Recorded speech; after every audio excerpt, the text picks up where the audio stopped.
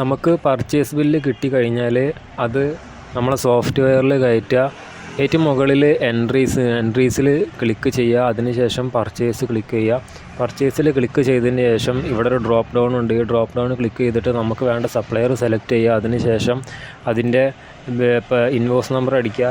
നമ്മൾ enter click ചെയ്ത് കഴിഞ്ഞാൽ ഇവിടെ ഇങ്ങനെ വരും. പ്രൊഡക്റ്റ് നമ്മൾ സെലക്ട് ചെയ്യുക. ഏതാണോ പ്രൊഡക്റ്റ് അത് അവിടെ ക്ലിക്ക് ചെയ്തിട്ട് അത് സെലക്ട് ചെയ്യുക. സെലക്ട് ചെയ്തതിന് ശേഷം അതിൻ്റെ batch number, expiry, packing, quantity, അതിൻ്റെ PTR, റേറ്റ്, GST ഉണ്ടെങ്കിൽ GST, MRP ഇട്ടിട്ട് നമ്മളത് സേവ് ചെയ്യാം.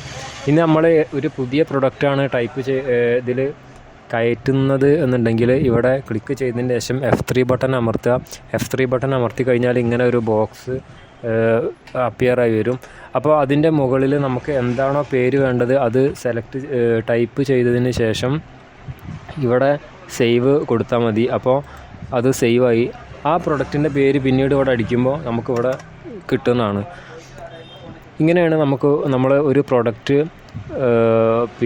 ബില്ല് എൻ്റർ ചെയ്യുന്നത്. ഇന്ന് നമ്മൾ ഇതുപോലെ എൻ്റർ ചെയ്ത ഒരു സാധനം നമുക്ക് ഇതിൽ നിന്ന് ഒഴിവാക്കണമെന്നുണ്ടെങ്കിൽ നമ്മൾ ശ്രദ്ധിക്കേണ്ട ഒരു കാര്യം, ആ ഒരു പർട്ടിക്കുലർ പ്രൊഡക്റ്റ് നമ്മൾ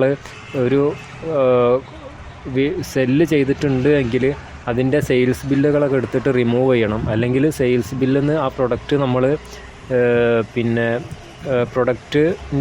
നമ്മൾ കൊടുത്ത പ്രൊഡക്റ്റ് അതിൽ നിന്ന് ഡിലീറ്റ് ചെയ്ത് കളയണം. എന്നാൽ മാത്രമേ നമുക്ക് ആ പെർട്ടിക്കുലർ പ്രൊഡക്റ്റ് പർച്ചേസ് ബില്ലിൽ നിന്ന് റിമൂവ് ചെയ്യാൻ പറ്റുള്ളൂ. ഇനി നമ്മളതൊന്ന് സെല്ല് ചെയ്തിട്ടില്ല എന്നുണ്ടെങ്കിൽ വളരെ എളുപ്പത്തിൽ നമുക്കത് റിമൂവ് ചെയ്യാൻ പറ്റും. അപ്പോൾ അതിനായിട്ട് നമ്മൾ ഇവിടെ എൻട്രീസിൽ വരിക, എന്നിട്ട് പർച്ചേസ് എന്നുള്ള ഓപ്ഷൻ ക്ലിക്ക് ചെയ്യുക. അതിനുശേഷം ഏതാണോ ബിൽ നമ്പർ, ഇപ്പം ബിൽ നമ്പർ 5 ആണെന്നുണ്ടെങ്കിൽ 5 എന്ന് സെലക്ട് അടിച്ചതിന് ശേഷം അതിൽ ടൈപ്പ് ചെയ്തതിന് ശേഷം എൻ്റർ ക്ലിക്ക് ചെയ്യുന്ന സമയത്ത് ഇങ്ങനെ ഒരു ഇത് വരും. അതിൽ യെസ് കൊടുക്കുക. എന്നിട്ട് നമ്മൾ ഏതാണോ പ്രൊഡക്റ്റ് നമുക്ക് റിമൂവ് ചെയ്യേണ്ടത് ആ പ്രൊഡക്റ്റിൽ ക്ലിക്ക് ചെയ്തതിന് ശേഷം ഇതിൻ്റെ മുകളിൽ പ്ലസും മൈനസും ഉണ്ട്. ഈ മൈനസ് ക്ലിക്ക് ചെയ്ത് കഴിഞ്ഞാൽ ആ പർട്ടിക്കുലർ പ്രൊഡക്റ്റ് ഈ ഒരു പർച്ചേസ് ബില്ലിൽ നിന്ന് റിമൂവായി പോകുന്നതാണ്. അതിന് ശേഷം ഇവിടെ യെസ് കൊടുക്കുക. എന്നിട്ട് സേവ് കൊടുത്തിട്ട് യെസ് കൊടുക്കുക. അപ്പോൾ ആ ഒരു പർട്ടിക്കുലർ ബില്ല് സേവ് ആയി. പിന്നെ നമുക്ക് ആ ഒരു പ്രൊഡക്റ്റ് സിസ്റ്റത്തിൽ കാണില്ല. ഇനി നമ്മൾ ആ ഒരു പെർട്ടിക്കുലർ പ്രൊഡക്റ്റ് നമുക്ക് പർച്ചേസ് ബില്ലിൽ നിന്ന് ഒഴിവാക്കണം. മാത്രമല്ല ആ പർട്ടിക്കുലർ പ്രൊഡക്റ്റ് നമ്മൾ ഒരു ആഴ്ചയോളം സെല്ല് ചെയ്തിട്ടുണ്ട്. ഒരു 5-6 ബില്ലിൽ നമ്മൾ സെല്ല് ചെയ്തിട്ടുണ്ട്. അപ്പോൾ അതിൻ്റെ റിപ്പോർട്ട് അറിയാനായിട്ട് നമ്മൾ ചെയ്യേണ്ടത് മുകളിൽ റിപ്പോർട്ട് ക്ലിക്ക് ചെയ്തതിന് ശേഷം പ്രൊഡക്റ്റ് ലിസ്റ്റിൽ ക്ലിക്ക് ചെയ്യുക. അതിനുശേഷം ക്രിയേറ്റ് കൊടുത്തു കഴിഞ്ഞാൽ എല്ലാ പ്രൊഡക്റ്റിൻ്റെ പേരും വരും. എന്നിട്ട് അത് താഴോട്ട് സ്ക്രോൾ ചെയ്തിട്ട് നമുക്ക് ഏതാണോ പ്രൊഡക്റ്റ് ആ പ്രൊഡക്റ്റിൽ നമ്മൾ ക്ലിക്ക് ചെയ്യാം. പ്രൊഡക്റ്റിൽ നമ്മൾ ക്ലിക്ക് ചെയ്തതിന് ശേഷം ക്ലിക്ക് ചെയ്ത് കഴിഞ്ഞാൽ ഇങ്ങനെ ഒരു ബോക്സ് പ്രത്യക്ഷപ്പെടും.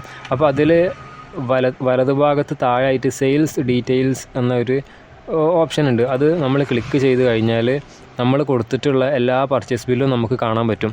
അപ്പം അതിൽ കയറിയിട്ട് അത് നമുക്ക് റിമൂവ് ചെയ്യാം. അതിൽ ഇനി ആഡ് ചെയ്യണമെങ്കിൽ ആഡ് ചെയ്യുക.